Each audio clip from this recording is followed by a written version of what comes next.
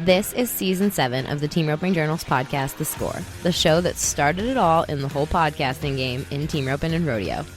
At 3 million downloads and counting, this is where team ropers talk, from our weekly short score episodes to the longer sit-down conversations that we get to have that dive deep into the personalities, producers, and horses that inspire the sport.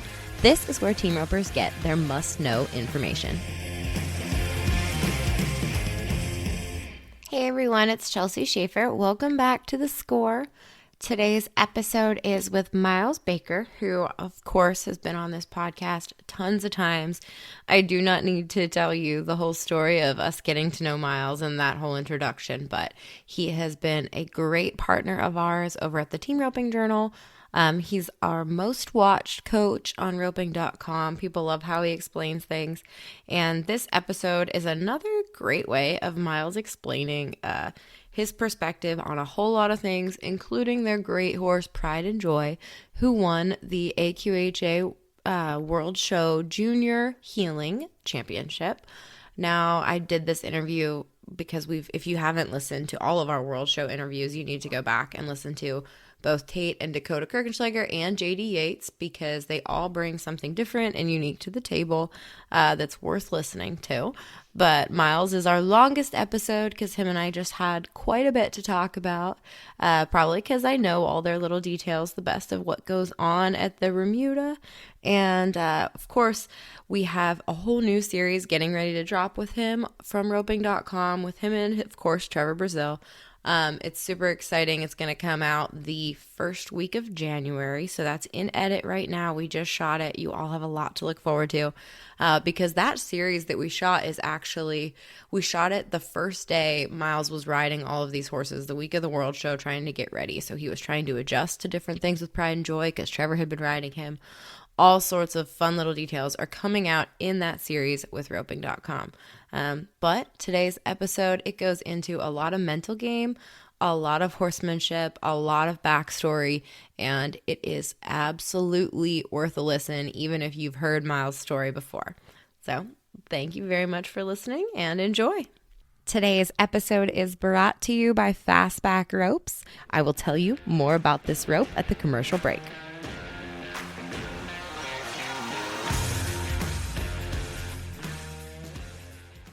This was your first AQHA World Show competing, correct? Yep, first time I've ever, well, yeah, competing for sure. I've always went up there and watched just because I like the horses, and then I went a couple years and helped Trevor, like just loping and stuff, and then last year I actually got to help Trevor up there, and that was pretty cool for me, just getting to not be in the stands, or back there loping. I actually got to be a part of it, but my first year competing. So for everybody who doesn't know how really organized things are at the Flying Bee within the Relentless Remuda, when did you find out schedule-wise that you were showing all the horses? Well, you know Trevor, so you can appreciate this. He, about 2 weeks before, he was like, Style has a basketball game then. And I was like, oh, dang, who do they play? He was like, I think they play Amarillo High. I was like, dang, that'll be a good game. Never said another word about it. And so then, like, maybe 4 days, maybe 5 at the tops, but like 4 or 5 days before the deal, he goes, hey, you're showing them, and I'm not going to go to the World Show. And I was like, dang, all right. I was like, well, thanks for letting me know. And he goes, well, I told you 2 weeks ago that Style had a game. And I was like, telling me she has a game and telling me that you're going to go to the game instead of the horse show are two different things. And so you can appreciate that he did, in his mind, he had told me that she had a game, so he expected me to know that he might not be doing it. But the whole point of the fact, he wasn't like, hey, you need to start riding these horses and get ready to show them.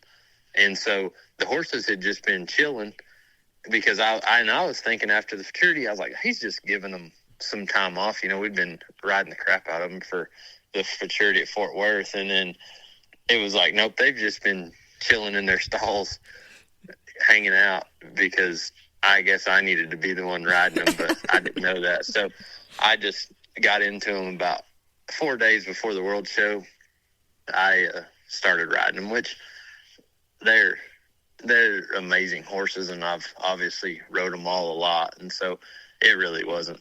It wasn't like I just jumped on stuff that I didn't know. I had a good feel, and I'd run 2 or 3 on Kilo before, or every day leading up to it. And I went down and roped with John Ryan the day before we went up there, and just run some away from home, and made sure that I still knew how to set them up and show them, make sure I didn't need to make any adjustments as far as setting them up however I needed to, but they were good. It was definitely not a tough transition, you know. And Trev and I ride together so much and stuff that there's no it's easy for us to swap back and forth, you know. Well, and this is a future thing that people can be excited about a little bit, but the first day you got on Kilo, after a while, we were filming that day, correct? Was that the first day or was that the second day? Yeah. No, that was the first day I rode him. Yeah, that was the first day. And so people can actually see the adjustments that you were making to riding Kilo versus he's not the same as Ledoux or the other stuff that you show. So yeah. What were the adjustments that you were making with Kilo? Really, I was just trying to, like, make sure, especially going to the World Show, that, like, I just set up in a good spot down the arena. And he's so cool because he breaks his stride so good and has such good timing.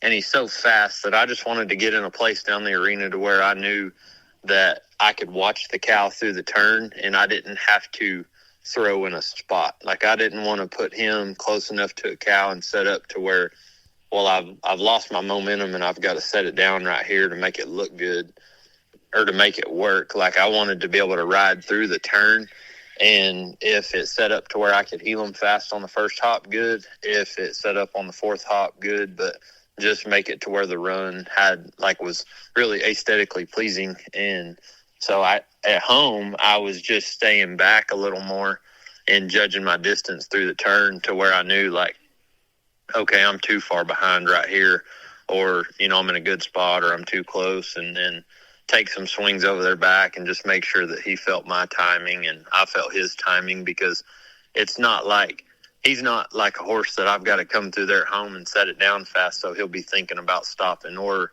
vice versa. Like, I've got to track over him 10 hops so he don't cheat. Like, he'll break his stride behind the cow and you can take 2, 3, 10 swings, whatever, and when you set it down, he's going to stop good. And so there's really not an easier horse to have to get a feel for than him. And like, I rode him the first 6 months of him being a hill horse, and so really he probably has more natural timing with me, or I have more natural timing with him than what even Trevor does, just because I kind of imprinted the timing in that horse. And so I get excited when I get to ride him. And like, leading up to the Regatta buckle, I think I won probably 40, 50,000 my part on him up there. And well, in the last 2 years,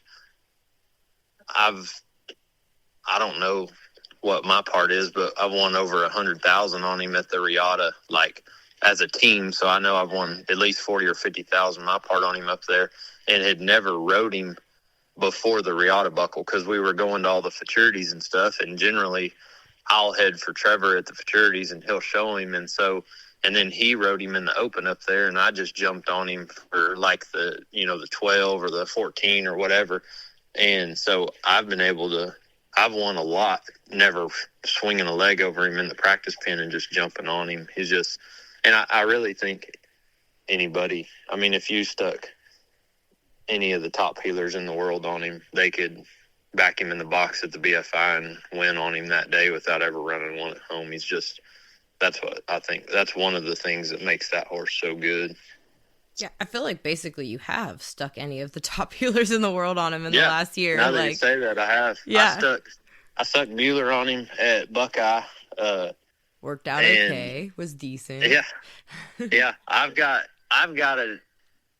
I have an incredibly good help horse that's just a warrior and never does anything to screw anybody. And I've felt like when Trev had his shoulder surgery, the best thing that I could do was be in front of that horse.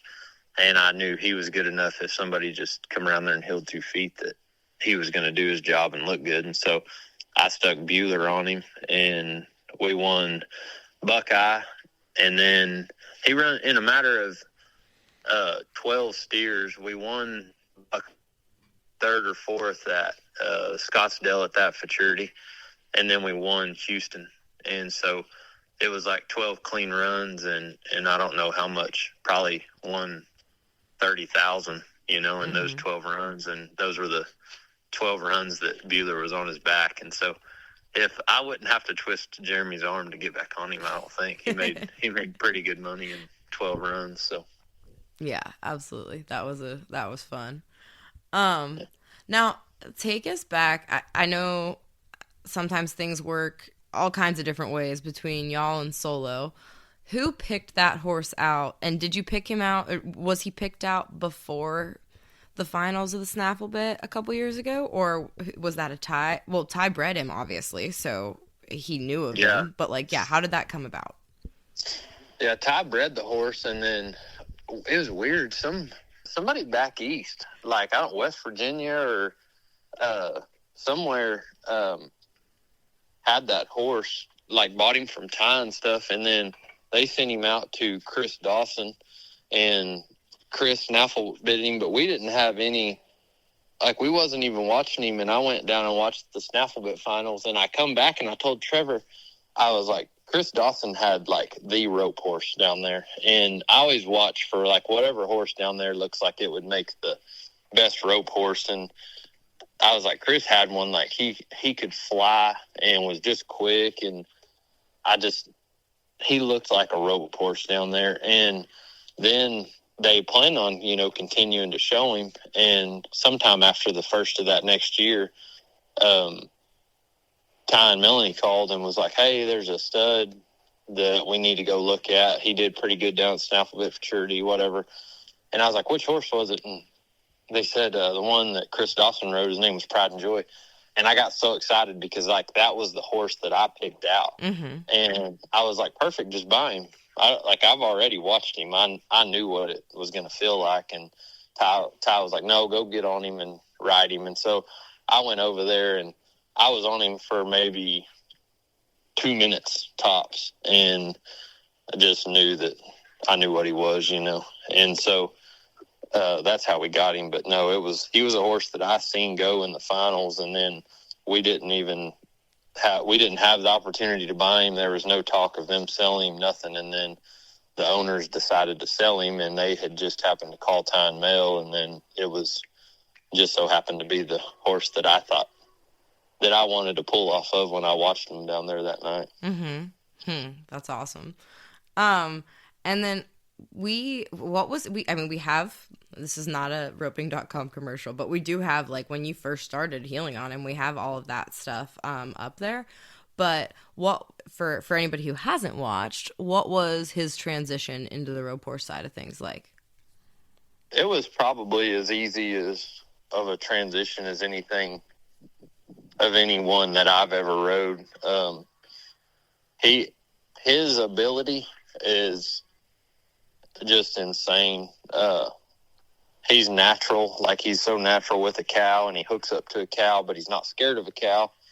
A lot of horses that are as cowy as him, they're too reactive to what a cow does. They get scared or whatever. And he was just so broke and had such a good feel and good timing and a good stride that it went, I think, from the first time I ever swung a rope on him to it was about 60 days, and I took him to the Red Bud in Oklahoma City, and I want to say I was the high point horse at the horse show, the AQHA horse show that day, and I just took him up there because I thought it would be one run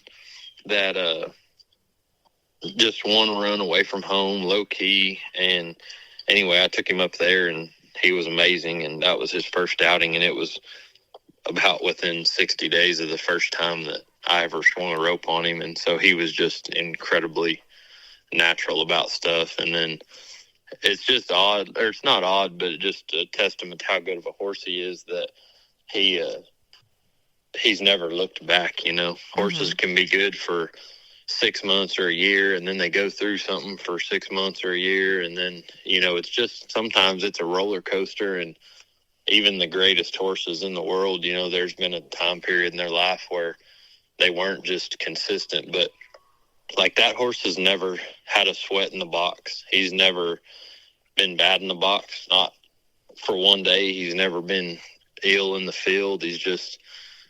That's why I always say, like, he has to be up there with the best horses, one of the best horses I've ever rode, if not the best horse, because the training process shouldn't be as rewarding as it is with him, because he's just, I can't remember days where it was just like, gosh dang, that was a fight. He was, every time I rode him, I get off of him and tell when I hand him off to my help. I bet if I've been on the back of that horse 300 times, I bet 275 of them I've got off and told my help how good of a horse he was when I passed him off. It's that kind of horse.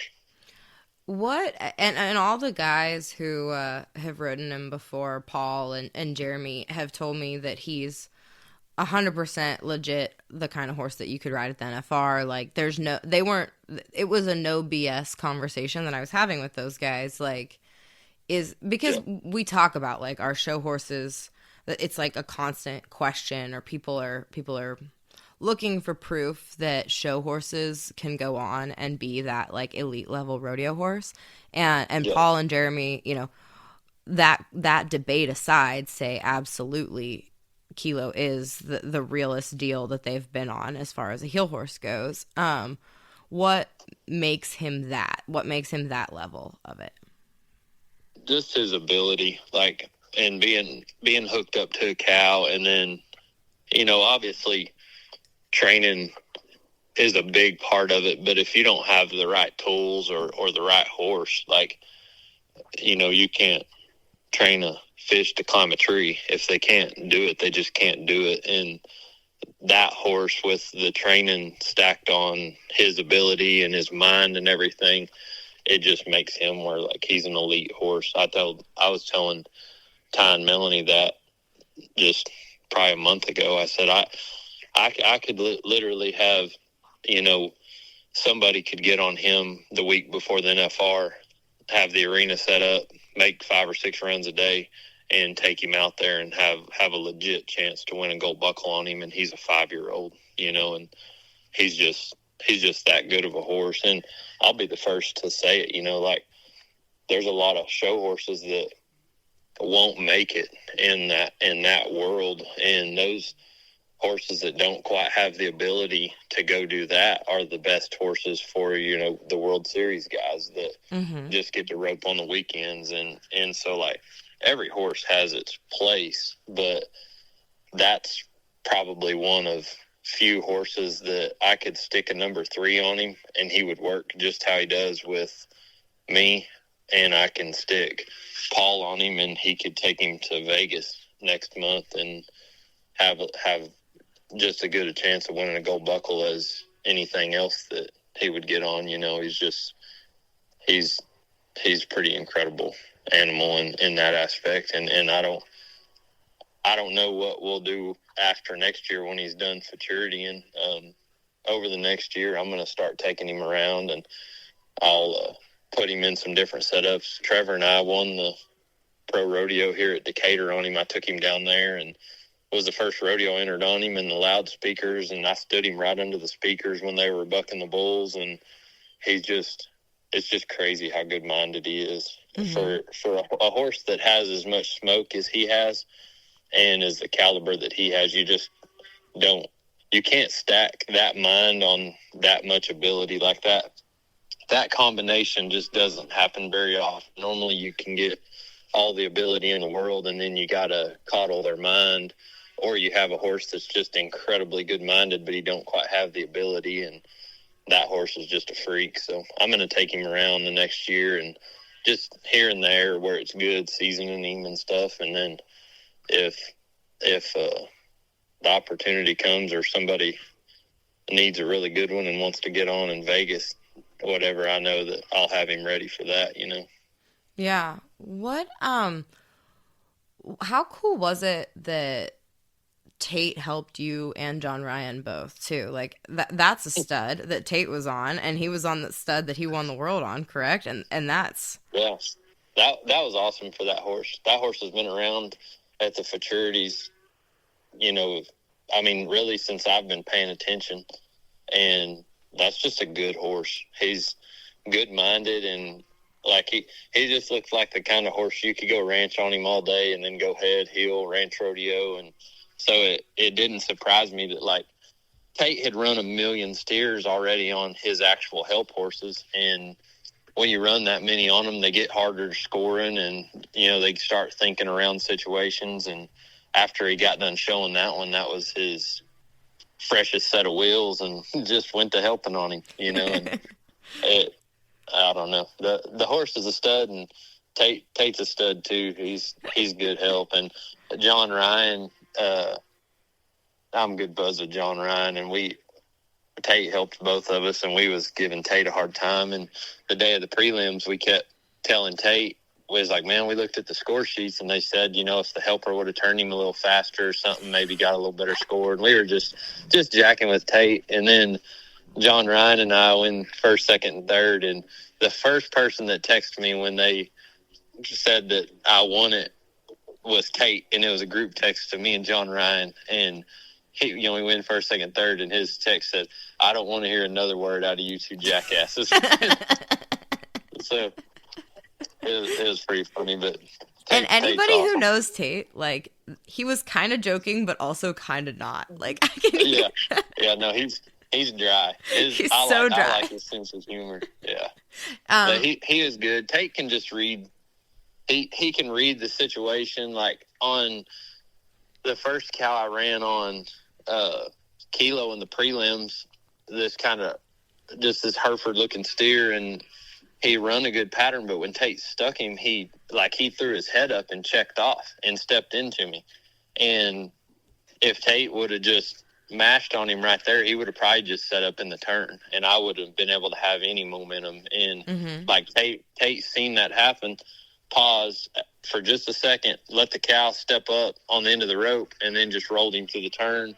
And my horse read it. And like, as far as being like a pretty smooth run, it wasn't because of what the cow did, but the way Tate set the run up, it let us make it back to the finals on a steer that really wasn't very good, you know. Yeah. And then in the finals, those steers had been run quite a bit. We roped the same set of steers in all the finals, and so they'd probably had 4 or 5 runs right there, you know, in all those team roping finals. And like, that cow stepped into me, and Tate stepped up, turned his head, rolled him to the corner. And like, helping is an art. And when people think of helpers, they think of somebody that just can catch good, but like, catching's just a byproduct of helping. You're expected to catch every time.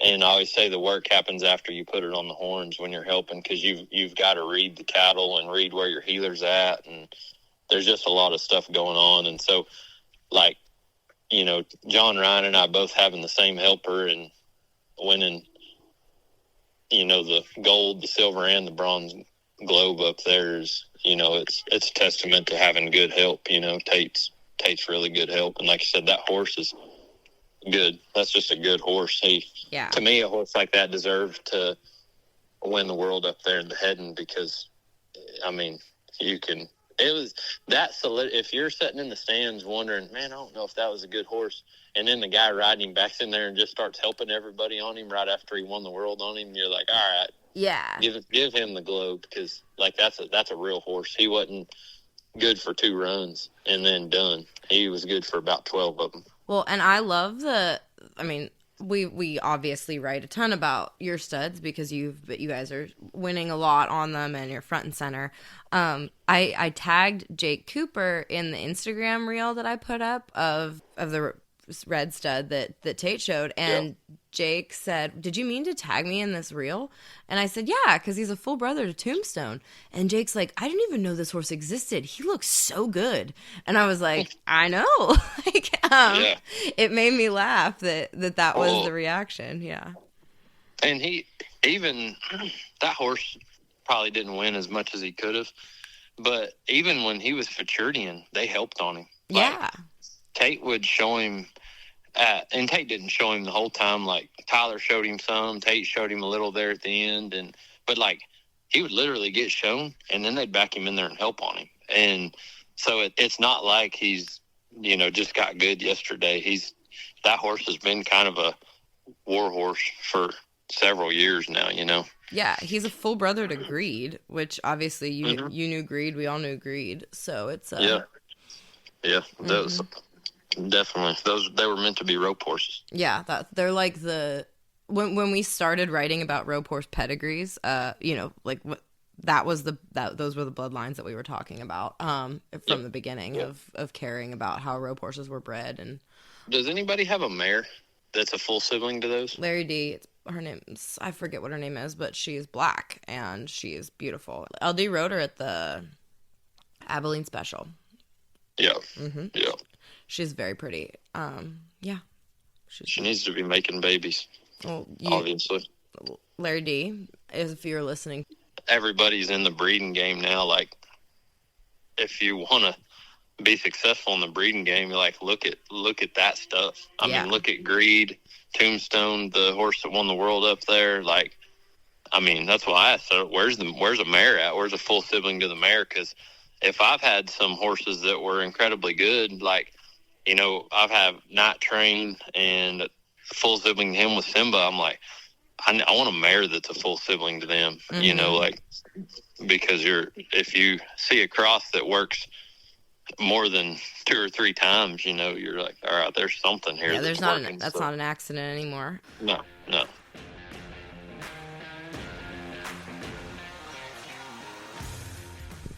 Today's episode is brought to you by Fastback Ropes. Fastback Ropes is thrilled to unveil its latest innovation in roping technology, the Ombre. After rigorous testing by Fastback endorsees over the past year, the Ombre is set to redefine performance expectations in team roping. A 4-strand crafted with a core, the Ombre stands out with its vibrant orange color, ensuring exceptional visibility in any arena. Its smaller diameter and rough exterior are meticulously designed to enhance grip, making it ideal for swift and precise maneuvers around the saddle horn. Available in both head and heel variations, the Ombre head rope spans 31 feet and is offered in extra soft, soft, and medium soft lays. Meanwhile, the 35-foot heel rope options include soft, medium, and hard medium lays. This versatility ensures that every roper can find an Ombre rope to suit their specific needs. Find out more at fastbackropes.com.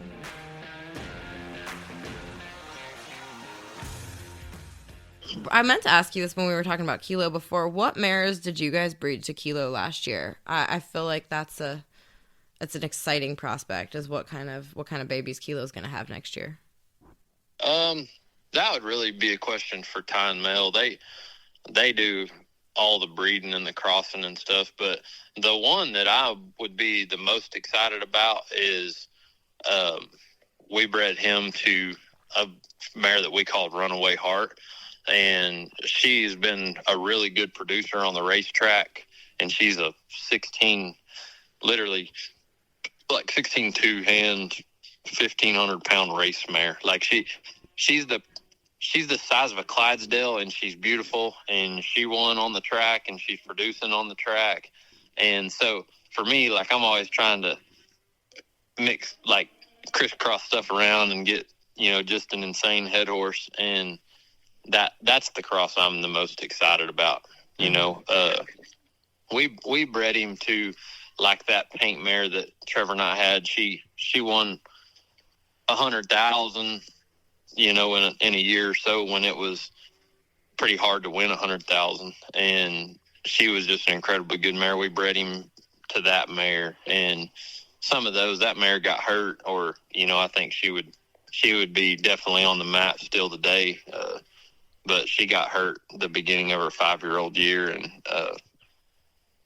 we didn't get to keep showing her. But there's some pretty cool crosses coming on him. And then I bred I have a filly that hurt her foot out in the pasture when she was a yearling, but that filly is by Frenchman's Guy and out of Relentless Glory, the mare Trevor and I had. And so I bred her to Kilo. And so anyway, there's going to be some cool stuff, and I'm just excited to ride those babies because there's something special about that horse. And then the maternal line, I've got a 2-year-old maternal sibling, 2 Kilo, that, I mean, if I blindfolded you and let you lope him around and stop him and turn him, he's a 2-year-old, and you wouldn't know if you were on Kilo or a different horse. I mean, it literally feels like a carbon copy of Kilo. And so I just, there's something special there. And I'm excited about riding anything that has anything to do with him, you know? Yeah, that colt is really, really cool. The 2-year-old is freakish looking. I sent Ty and Trevor a video of me breakawaying on him this morning, and you've seen where he was at when y'all were here filming just maybe maybe a week ago. A week ago, yeah. And I sent you the video, what it looks like today, and it looks like he looks like a 4-year-old that you've been breakawaying on for 60 days. It's crazy. He's awesome. That's awesome. Hopefully we're doing a podcast on him winning a world championship here in a few years. Yeah, absolutely. Or maybe next year, you know me, I'll get a little crazy sometimes and show up on a 3-year-old. Show up on a 3-year-old? Yeah. Yeah, I recall. Well, I feel like, I was going to say the last 3-year-old you showed up on was Clubhouse, but that's not true. The last 3-year-old you showed up on was Ringo, and that was the last horse that we put on the cover with you, right? Yeah, he won. I won on him good at Fort Worth when he was a 3-year-old, and then the first futurity of the year when he was a 4-year-old, he won it out in Buckeye. And anyway, he's a real good horse too. Still is a good horse. He's still here. He's a gelding, so he doesn't get quite as much frontline coverage, but he's incredibly good horse. I think he won probably 50,000 or so this year. Now what does, just to wrap this up, because I still haven't asked you this question, like what does this all mean to you?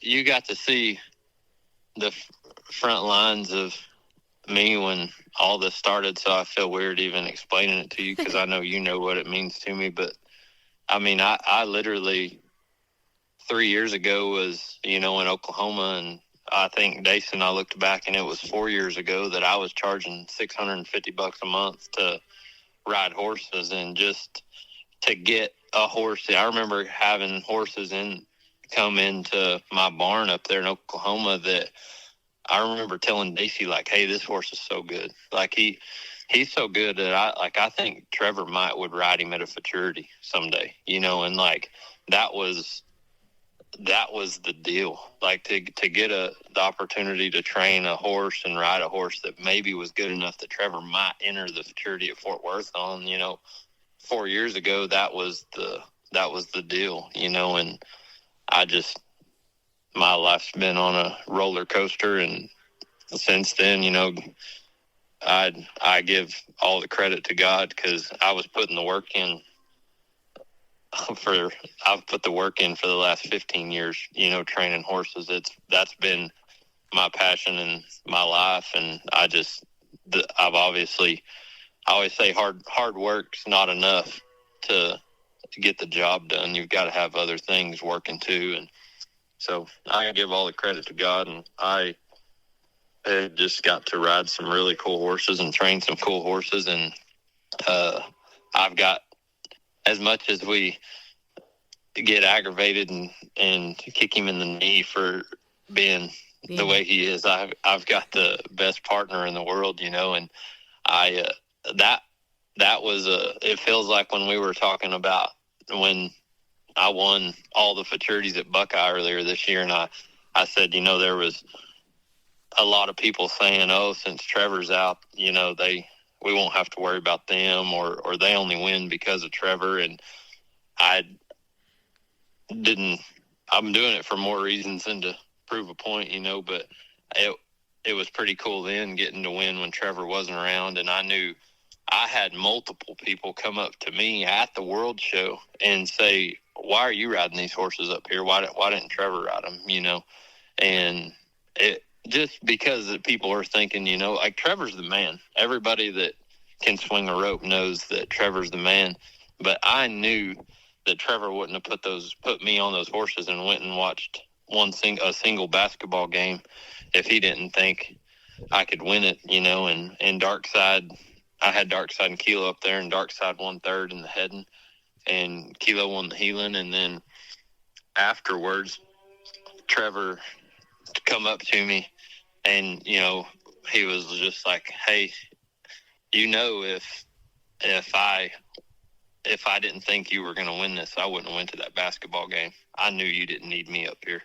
And so, like, having a partner like that that's just believes in you and stuff, it's pretty cool. And so I think anybody that is in this business that's partners with Trevor would feel the same feeling that I felt the other night when Trevor was loping horses for me, and I was showing them, and the best guy to ever do it is just standing over there on the sidelines watching. And that's a pretty cool feeling for me to know that I've come as far as I have in 4 years, from charging $650 a month to ride horses just to get the experience, or so people would, I could turn a product out that maybe would take people's attention, to getting to show maybe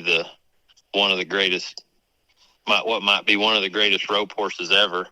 And I think he's the winningest rope horse stud ever at this point. And I think will be a really pivotal horse in the Western industry. I think he's a horse that's going to go down in the history books. And so to go from $650 a month to showing that horse while the greatest cowboy to ever do it is standing over there helping you just warm him up and watching you is something that I think everybody in the rope horse world can appreciate. Because I always say I take no credit for myself. I was born and bred to work hard, and I would never say, I worked for this. I work hard because it's bred in me to work hard, but I just give all the glory to God for being able to do what I'm doing, and thankful to get to ride good horses. And I have to slap myself sometimes to remember how far I've got to come in the last 4 years, It's crazy. I always say, if we told like every detail of the story, like, because I'm a storyteller, obviously that's what I do for a living. And if we ever sat down and like told all the details and like the funny stories that came along the way, or just like there's little moments that I remember from this last 4 years that you might not even remember, or Trevor might. Well, we know Trevor won't remember because he doesn't remember anything. But like, there's little moments or things that we've said to each other that make this all such a great story that I can't wait to someday sit down and tell all of it. Like, in 20 years, hopefully we're still doing this and we can tell all of it, because there were a lot of moments, and funny moments and sad moments, and all the things that have. Well, you could literally write a book about my life over the last 4 or 5 years, just because, like, this is not what I was doing. This wasn't even what I was working at doing. I used to drive around and feed cows for half the day and ranch, and then would just go home and rope, because that was something that I enjoyed doing. I enjoyed roping and training and stuff, but like, I'd never entered a AQHA show. That, like we talked about earlier, that's the first time I've ever even been to the World Show and competed, and so to be just to have my name wrote down in the history books as a AQHA world champion. If you'd have told me that 4 years ago, I'd be like, I don't even show horses. What are you talking about? That's crazy, And so, and then Daisy and I were talking about that, the twins are coming in February, and I was like, that's the first win picture that the boys got to be in. And I said someday they'll look back at the accolades won on hill horses, and they'll be like, Dad, you wheeled them back then. And I'll be like, no, believe it or not, about 4 years before that, I was a 5 heeler. I just worked at it. I told Dace that on the way home. I said, do you know how many thousands and thousands of hours have went into being able to ride a hill horse like I do and catch 2 feet and show, like, not just catch 2 feet, but like set horses up, set timing up. Like, there's so much that goes into making like the perfect show horse run that it doesn't happen by accident, and you can't learn to do it overnight or even in a year. It's like they say, if you really want to be good at something, get ready to just commit yourself to it for 5 years. And I mean, that's a testament to it, because I used to dream of that run, heeling, and then to get to do it on that horse in that setting, when it really mattered and execute, like, man, that's not an overnight deal, and so it's pretty cool just how far I've come, Yeah, absolutely. And I was thinking about this. So you had me send you a bunch of runs of Jade's. What were you watching for in his videos, or what has he told you about heeling? He's like fine-tuned just some stuff like riding colts. I'm 99% of the time, like this morning I've already heeled on 3 3-year-olds, and it's 9 a.m. And so like I'm easing down the pin, easing through the turn and stuff. And like Jade's helped me with getting, like, setting the angle of my swing up and like the position of my arm to where, like, when the cow bends, I'm ready to heel it. I don't have to do it, but I'm set up to where, like, I can just come out of my swing at any time and set it down. And that's not something that I'm really ever looking for. That's not a throw that I'm looking for, because I'm generally on colts teaching them to come through the turn and to follow the cow. And so I'm following through the turn and setting the turn up, and then that's where my muscle memory's at. So now, even when I pick my rope up on a 3-year-old going down the arena, I put my tip and my angle to where I could, if I did happen to be there on the first jump, I could be ready to set it down. Now, I'm usually not there, because that's not where you ride a 3-year-old, but I was programming myself to look for a throw on the 4th or 5th hop every time, and Jade's helped me, like, program myself to be ready to throw that shot, even though I'm not taking it. It's helped my rodeoing and jackpotting. I've there for a little bit. Tristan and I went to Northside every weekend, and it doing that stuff, working on my actual heelings, kind of changed my game to where, like, now when I get on my good horses, like, I got on Night Train yesterday, and we made some runs, and first, second hop every time. And Jay's just helped me, I should say, like, learn how to transition from riding colts, like heeling on colts, to getting on my good horses and not having to change what I do. So now what I do, the way I swing and set stuff up on a 3 and 4-year-old, is the same way I'm going to swing and set it up on my good horses. But my good horses, I can ride them in a little bit more volatile position than I can these colts. And that goes back, now that we're talking about it, to when you ask about Kilo, like, what makes Kilo so good. Like, I kept more distance on my first cow that wasn't very good, and I realized that, like, the judges up there, they didn't want to see you just stay way away from the cow and come through there and heel them on the 8th hop and get a big long slide. Like, that's what I always thought the World Show was. Like, well, you can just ease down the pin, stay back, come through the corner, get a big slide and stop and take a jerk good. And I watched it up there that first day, and I was like, man, everybody that's not riding a real position is just scoring okay no matter how good their horse looks. And so when the cow stepped into me in the finals, I left my hand down. I was like, man, my horse is good enough that no matter what kind of position I put him in, he's going to function. And so I went from having down the pen a position that I was really comfortable in to a position where, like, I was set up to throw on the second jump now. And so I was able to just to leave my hand down and know that that horse is going to react to any situation. And, you know, I was able to heel the cow in a good spot where I didn't just have to – I heeled him in a realistic spot. If we were at a jackpot or whatever, that's where I would be heeling him to try to get the clock to stop as fast as I could versus – thinking, oh, the time don't matter. I'm just trying to make my horse look pretty, you know? And so that's what makes that horse so good. And I thought that, and I know I thought I was going to talk to you for 10 minutes, but that's silly. So sorry about your time this morning, but Trevor's probably still not out of bed, so it's fine. That's 9:17. He's probably pouring his coffee.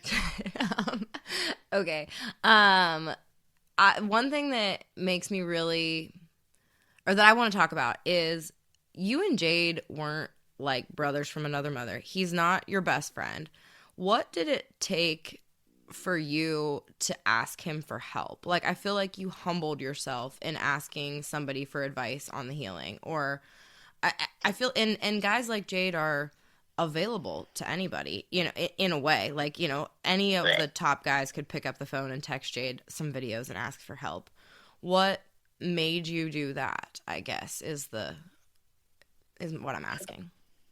I think of, as long as I know, like, Cleo's the champ and, like, he's, you know, spoke of like a goat, you know, but like when I started watching team roping when I was, you know, high school and college and stuff and was seeing it on the NFR, like, Jade was the man. And like, if you pick a style, it's like, if you was going to nail like a perfect style down, I think you would, you think of Jade. And so I got to meet him and be around him enough for him to know that, like, I'm not just doing it to do it. Like, I'm doing it to get better and I'm serious about it. And I think that's the thing. Like, people will message guys like him and stuff all the time, but like, very few people are willing to do what it takes to be good. They want to ask the questions and they want the knowledge, and you can give them every piece to the puzzle to be successful. But at the end of the day, they're not willing to actually do what it takes. And so, like, I think anybody that knows me knows I'll do literally whatever it takes to be good. And so I think that's why Jade's willing to help me out, you know. But for me, it's not really even like, I don't got to humble myself to ask for help. Like, I'm interested in getting better and I'm real with myself about everything. You know, I was real with it. Like, I was real with myself 2 or 3 years ago when I was a 5 healer. I was like, man, I can ride a hill horse. I can train one to hold their body right and do all these things, but I don't heal good. And I was like, all right, I'm sick of not healing good. I'm going to freaking get to where I can heal good. And so I got really conscious about it. It's not like I didn't start waking up every day and, you know, healing the pipes 1,000 times before I ate breakfast. Like, I was just conscious about it. Every day I wake up, I'm going to get a little bit better. I'm going to get a little bit better. And when you're consistent about stuff, it just happens. And so I feel like I got to a point in my healing where I could talk to a guy like Jade and understand things. Like, I got a good enough feel for it now, and I heal good enough that, like, when he's talking to me, it's not like he's speaking Chinese. Like, I understand what he's talking about, and so I can text him and ask him, and he can see things. Like, the swing I had, I could catch 2 feet every time, you know, but he's like adjusting my swing to where I'm ready to catch 2 feet on the first hop now. It's not going to be an accident if I do it on the first hop. I'm swinging my rope when I pick it up so that my swing and my angles are set up for the first hop, even though I don't make a living throwing there, but I'm ready for it. And so like, I think that's was the big deal with me asking him, because it's not like he's changing everything about my healing. He's like, hey, these are the adjustments to get a little bit better, and that's what I'm after right now. I'm trying to go from good to great, and you got to ask guys that are great to do that, and not ask guys that overthink it and over break it down and just try to confuse you. Like, Jade's style is really pretty simple, and so like, I want to know the meat and potatoes of it, and I'm going to come out here and work on it and get better at it, and I'm pretty careful about who I ask stuff, because I think that everybody has their own style in a way, and Trevor's big on that. He's like, pick a rope up, figure it out, get after it. You can't go ask Jade how to heal. Like, if you said, hey, write these 10 steps down for me and of how to be a good healer like you, and then go practice it for 30 days and do it, it's not going to happen. You got to spend thousands and thousands of hours with a rope in your hand running steers and figure out what works for you. And so I don't ask just a ton of people stuff, because I'm receptive enough about advice that I'll take it and try it. And I've got to a point in my healing where I don't want to be confused. I've got a style now that works for me, and it works for training horses and showing horses and stuff. And I'm just trying to perfect my style. And a guy like Jade is sharp enough. Like, he tells me every time, he's like, hey, I'm not telling you how to ride your horse, but try this. Like, I know what works, so I'm not telling you to change that, but try this. Or he's like, hey, this might not work for you for what you're doing, but this works for me. And then I can go into it and I can see if it benefits what I'm trying to do, and so anyway, like I said, that's kind of where mine's at. But he's been a lot of help for me, because he's made me think about things that make me a little bit better, and it's not like I'm trying to reconstruct my healing, because I know what's going to work for me, and I know what's got me from being a 5 to where I'm at now. And I just want to keep building on that. And he understands that part of it. He's not trying to change my style or nothing. He's like, hey, tweak this a little bit, tweak that a little bit, and so anyway. No, I love that. I think the reason that I found that so interesting, or I wanted you to talk on that subject, was like, guys will call when they're struggling rodeoing, like in August and September, and things are going rough, and they'll call me like I have anything beneficial to say about anything. And I'll always say, like, call Champ, call Trevor, like, call Jake. They would love to talk to you about this stuff. But it's almost like there's like a wall or a fear or those guys, like Jake and Clay, they love somebody calling them or sending them videos or like things like that. And I just feel like not enough people are willing to reach out for help when they'll just like fight their heads or they don't even know what they're working on. Like, they're working on it, but they're not working on it with a program. So I just thought it was really important for you to talk about the fact that you were working with Jade very specifically on your healing, because it's rare. Yeah. Well, and I went and roped with Lovell before the regatta. Lovell and I roped together up there, and Jade was riding one of his heel horses. And so, like, then we got in the arena together, and I was just videoing Jade just so I could watch him practice, because you see competition runs, but you don't see practice runs or adjustments and stuff. And so, like, I'm watching him, and then he got to just coming up the arena and like, telling me, like, hey, did you see this or did you see that? Because it's easy to make stuff too difficult. Like, you're watching runs that they want a rodeo on, and they're 5 flat, and you see that, but you don't see what it took at home to create that 5 flat run.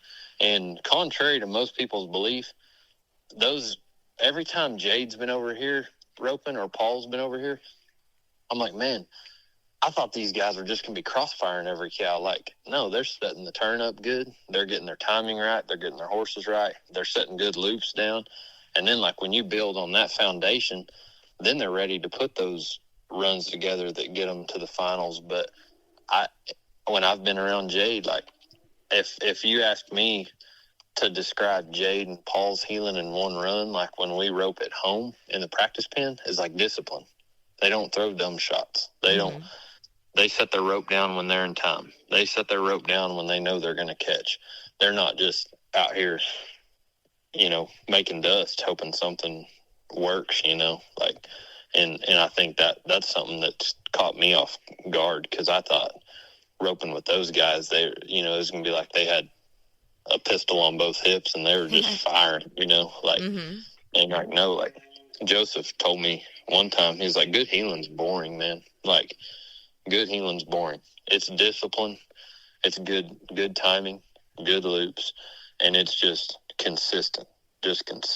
Like not out there just having fun whipping it down there. He's like, if you're doing it right every time, he was like, it's going to seem boring, but that's why you got to be disciplined to just keep doing what you got to do to catch 2 feet every time. And then I heard somebody say that about Buddy Hawkins. So Buddy Hawkins is so good because when Buddy leaves the box, he knows that he's only on one mission, and that's to get 2 feet in his loop and dally. And other than that, if he don't do that, he can't win. And they say Buddy just understands that if he does not catch 2 feet when he leaves the box, he will not win money.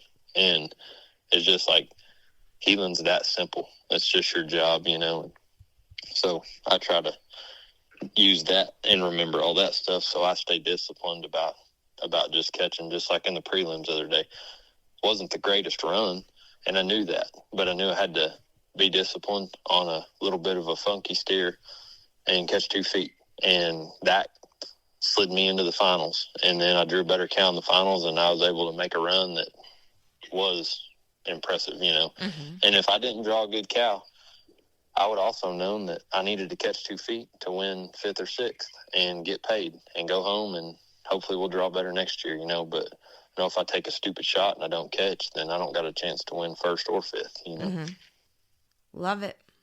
Well, my 5 to 10 minute podcast turned into 55 minutes, but I think we did pretty good. So perfect. I like it. Hopefully I didn't take up too much of your morning. So no, it's good. It's all good.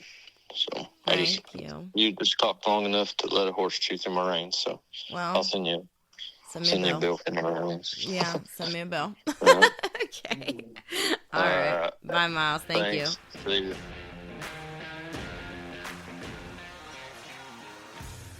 Thank you again for listening to today's episode of The Score. Now, we have so much planned in the coming weeks. I still need to catch you up on the episode with all of the Gold Buckle Futurity champions because we just came from there in Abilene over the weekend, and it was an amazing event. Lots to cover. So those champs will all be on The Score as soon as we get that episode edited to you by next week. And then we have our big NFR episodes that are all going to drop, of course, every single night of the finals. Our sponsors at Professional Choice are going to bring you all of those episodes, so look forward to them. We will have the go-round winners delivered to your podcast feed every single night from the press room at the Thomas and Mack, so you have that to look forward to.